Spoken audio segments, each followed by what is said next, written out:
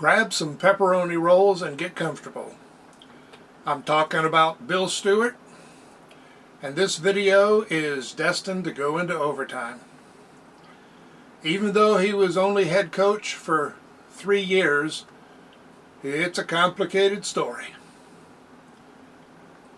The beginning point, though, is pretty straightforward, and that's the Fiesta Bowl. The entire state of West Virginia was in euphoria that night as Pat White announced that Bill Stewart was the only guy to be named permanent head coach. And that's the way it happened. Fairy tale ending? Not exactly. It wasn't long before Ken Kendrick announced that, in his opinion, Rodriguez had been an architect and Bill Stewart was a house painter. Now, I'll eventually get to why that proves Kendrick and all his money hadn't bought basic politeness or much knowledge of football. But I'm actually going to look first at a quote that came later, when people were saying that Bill Stewart inherited a Ferrari and turned it into a Ford. The Fiesta Bowl itself makes nonsense of that quote, and it's the beginning of understanding Stewart's saga. Yes, Stewart inherited a Ferrari, but he only had that Ferrari in the Fiesta Bowl, and look what he did with it. Giving McGee just a little bit of edge, telling him to open the offense with some downfield passing, they put a hurt on what was actually a very good Oklahoma defense. They put a serious hurt on that defense. That Ferrari was shifted into high gear, and it became obvious that despite how well the team had done, Rodriguez had actually never gotten out of third gear. He didn't have the nerve, it seems. He wouldn't trust White with the passing, and he was determined to just keep going back to the same thing over and over again, even though that means teams sooner or later are going to adjust. Well, they had adjusted. That was why Pitt won, and West Virginia wasn't playing for the national championship. But hand the keys to Bill Stewart, and that Ferrari roared. So what happened? Well, a Ferrari is a pretty touchy car. And you take out Owen Schmidt, Steve Slayton, Darius Renaud, you don't have a Ferrari. Now, Devine was there to replace Slayton, and he was a good back. He did not have the power that Slayton had when needed, and there was nobody there to replace Renaud, Schmidt, because Rodriguez was very erratic in how he recruited. He wanted a lot of speed on offense, and everything else kind of took second, third, fourth place. And because of that, there were a lot of gaps. Because if Rodriguez was an architect, he liked to build the fourth floor and leave the first three unfinished. We saw that in the offensive line. In Bill Stewart's first year, he had a very experienced offensive line. After that, Not many players in terms of numbers, and essentially nothing in terms of experience. We went from an experienced line straight across the board to completely inexperienced line and nobody who was ready to play center. Stewart's first year, he also had to switch 3 guys to defense just to give Castile enough guys to play the games reasonably well. He had to move Brad Starks to receiver. Jock Sanders started playing mostly receiver, and unfortunately for most of the season he wasn't very good at it, but he worked and he learned. Now we also had the problem that experienced offensive line was only experienced within a very narrow range because of the way Rodriguez called the games, or had McGee call the games. Very narrow. Now we introduce a new offense, and whether you liked the offense or not, the offensive line had to learn something new. And it's even harder to learn something new when you are so fully ingrained in one particular way of doing things. And Pat White, who was even better than Rodriguez would allow him to be, had never had to learn how to make read progressions on the passing plays. It was just one quick read and go. Well, it worked for a long time, but it could have been better. So as a result, Pat White was a little bit slow on his reads. And when he did make the decision to go, quite often instead of being 20 yards downfield, somebody got one hand on an ankle as he went through the line. It was that close. That half second extra decision time. Same was true with the line and the receivers, everybody in blocking. They were half a step slow because they were still thinking. Now, it wasn't just because it was a new offense. There is no denying that the Mullen offense was a very difficult offense to learn. It was complicated.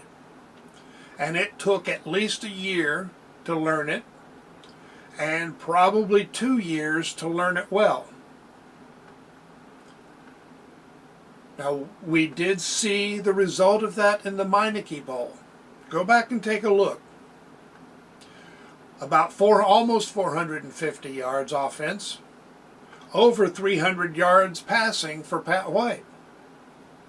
Now, only a bit over 100 yards rushing. That wasn't as good as we'd like. But how often do you get 300 rushing and 300 passing? Sometimes, yeah, not that often. But it wasn't really a bad offense, a problematic offense. Stewart admitted that they had tried to change things too quickly. They did go back and try to use some of the old offense and reintroduce the new concepts a little more slowly. But, well, it was a little late for that. It was the right change, but still limits on what you could manage. So the offense did have problems. A 9-3 season isn't bad. But fans were used to seeing that wide open offense, not counting the Pitt game. And the wide open offense wouldn't have existed because of the Pitt game. Other teams would have learned. The changes Stewart made were necessary. They caused problems, but they were necessary. Then we move into year 2. Pat White is gone. We got Jarrett Brown at quarterback. He's a good quarterback. He's also a little slow on the read progressions because he hadn't had to learn it. But he started out rather well despite being behind a porous offensive line. But that also meant he took some really nasty hits. There were 3 in particular headshots, 1 or 2 of which might have gotten a player kicked out under the current rules, and any one of them would have put Brown into the concussion protocol these days. But he kept playing. He wasn't the same. Now, nobody can take that many hits and play quite the same. If you don't get just a tad gun shy, you're a little off because you're concussed. And I would guess that Jarrett Brown played most of that season with a concussion that should have had him on the bench. But they kept playing, they kept coaching, scraped out another 9-3 season. Scraped out a third 9-3 season. And in one of those, they actually beat a top 5 ranked Cincinnati team. The officials stole the game from them, but they won it. Would have been that 10th win that the fans were so anxious for. It would have been that signature win that they were anxious for. But it was there. Now, in the meantime, Bill Stewart had been recruiting. He was a top-flight recruiter. He found and got good players. He recruited small classes. I don't know why. I don't know if it was by choice, necessity, if it was just what they could get in. I think he would have learned and changed that given time. He didn't have time. Some of the top quality players that committed didn't show. Some that showed didn't turn out. That's the name of the game. But let's not forget Geno Smith, Stedman Bailey, Tavon Austin. He brought in players who did turn out. And he developed the players that he inherited. He built that offensive line into a good offensive line. Now, at first, problem was the line would start playing well and somebody would either get injured or be unavailable for some other reason, and losing just one of the starters meant moving 2 or 3 guys just to get the 5 best players onto the field. And that would cause problems for a while until they adapted. But it became a good line, which also means there was a good offensive line coach that fans did not give proper credit.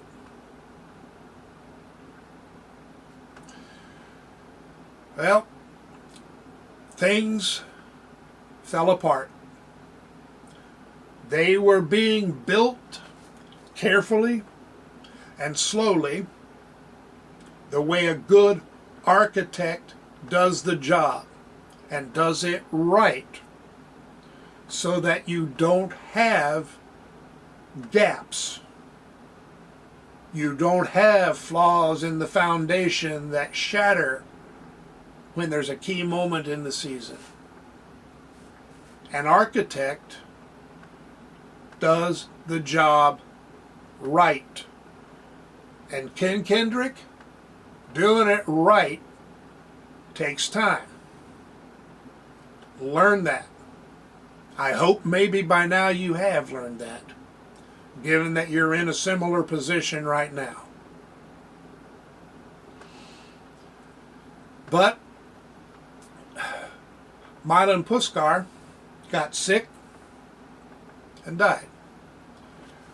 As soon as he was sick, the entire power structure of the donors and administration changed.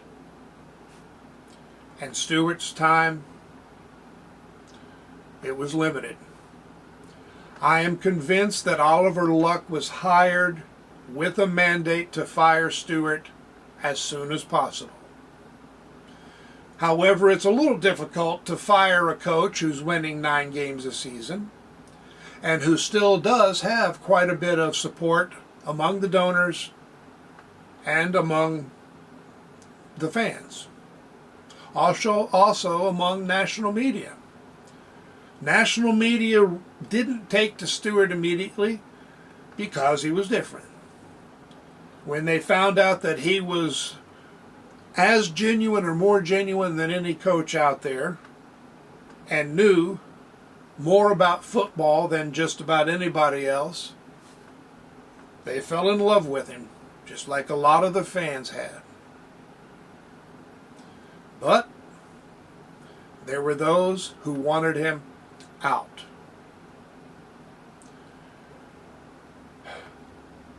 The NCAA also affected things because when Michigan players complained about Rodriguez and got an investigation started, that investigation spread to West Virginia. Now, Rodriguez had broken a lot of rules. How many of them were serious? How many of them were knowingly? I'm not entirely sure. But Michigan put up a rather strenuous defense for Rodriguez. At West Virginia, most of the problems were things left behind when Rodriguez left. Some of the staff sat in on meetings, worked with players when they weren't allowed to do so. It was something that they should have gone back and looked at just to start from scratch and make sure. Nobody thought to do it. It didn't seem necessary.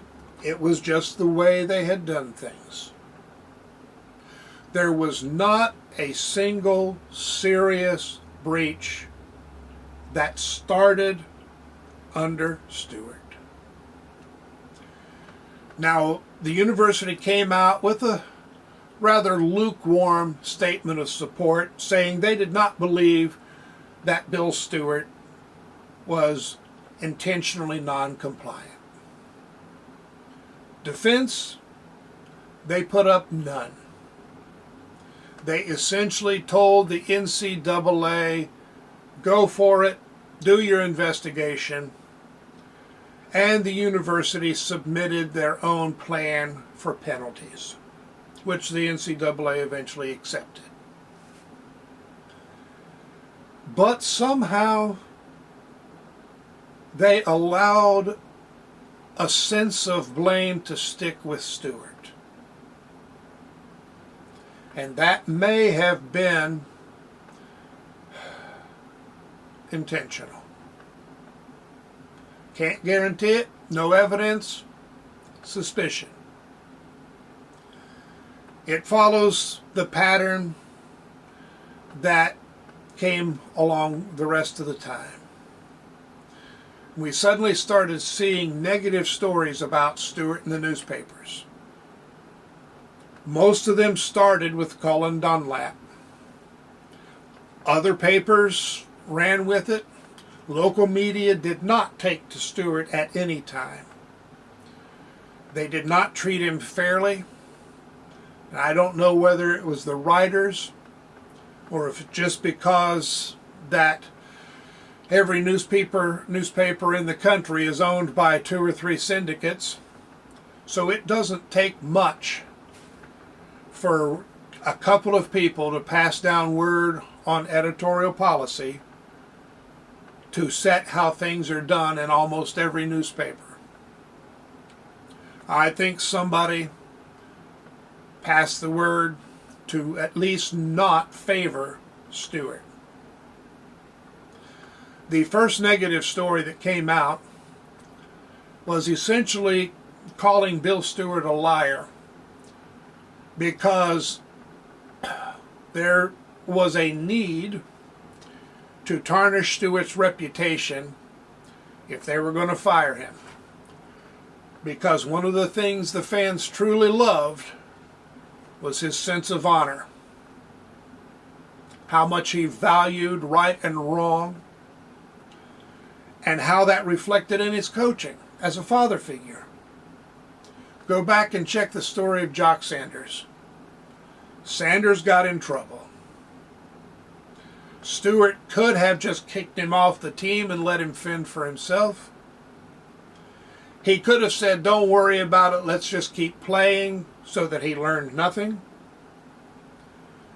And instead, he suspended Sanders and gave him a very clear set of guidelines for what he had to do to prove that they should let him back on the team. Sanders responded by fulfilling all those guidelines. He grew up. Now, I don't know what kind of a person he's been since. It did allow him to go on to a professional career in the Canadian Football League. But a lot of coaches would not have taken the time to really help. So how do you dirty the reputation of a man who is good? Well, they wrote that Stewart said he didn't know anything about Holgerson's hiring when he really did know. Well, guess what? Yeah. It was his job to say he didn't know anything about it until the university made their statement. And the fans recognized that. They didn't fall for that story. I forget what the second one was. The third one was Cullen Dunlap claiming that Stewart had asked him to dig up dirt on Holgerson. Now, there are a lot of problems with this, starting with the fact that Dunlap was the one writing the negative stories. So if Stewart were going to ask somebody to do this, guess who would be the last one he would ever ask? Now, it might be that Stewart said something like, hey guys, instead of trying to nail me, why aren't you looking at a coach who already has a negative reputation? One of the first things that Holgerson did when he got to West Virginia was get himself escorted out of a casino. That story didn't get all that much attention. Allegations against Holgerson simply went nowhere. The media did not write about them, did not investigate them. And I suspect that Stewart was a little bothered by that. I'm bothered by that. You should be bothered by that.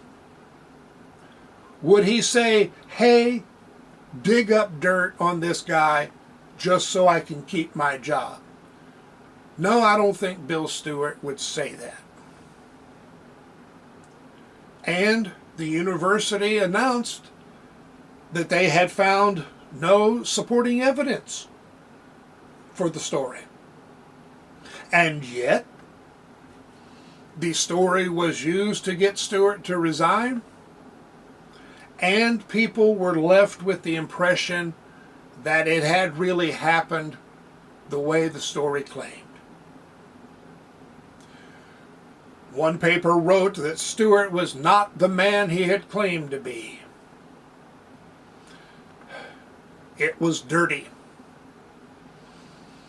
It was something that everybody in West Virginia should be ashamed of. I'm ashamed. I would like to think that the people in my home state would not do such things, would not fall for such things. Well, they did. Bill Stewart was forced to resign. Why would he resign?